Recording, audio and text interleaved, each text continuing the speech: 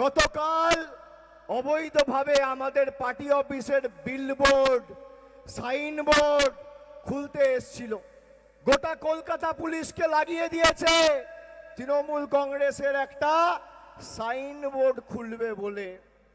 আমি বিজেপির বন্ধুদের বলবো, অত্যাচার ততটাই করুন যতটা সহ্য করার ক্ষমতা রাখবেন।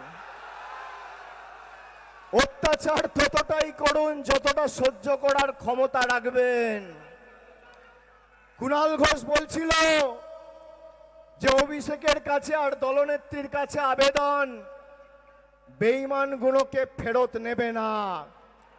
আমি বুক ঠুকে বলে যাচ্ছি, সর্বোচ্চ নেতৃত্ব মমতা বন্দ্যোপাধ্যায়, এই একজন বেঈমানকেও আগামী দিন দলে ফেরত নেওয়া হবে না।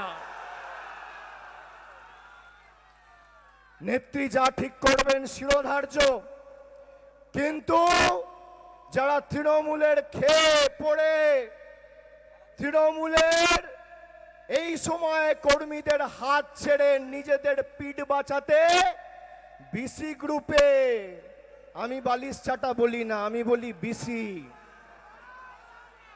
বিসি গ্রুপে নাম লিখিয়েছেন আর বিজেপির হাতে তামাক খাচ্ছেন, তাদেরকে কিন্তু কোনো ছাড় আগামী দিনে তৃণমূল কংগ্রেস দেবে না। আপনাদের সংবাদ মাধ্যম অনেক কিছু দেখাবে। অভিষেক বন্দ্যোপাধ্যায় পালিয়ে গেছে, অভিষেক বন্দ্যোপাধ্যায় ফেরার যতদিন না আমার মৃতদেহ দেখবেন আর মৃতদেহর উপর জোড়া ফুলের পতাকা দেখবেন, কোনো কথা বিশ্বাস করবেন না।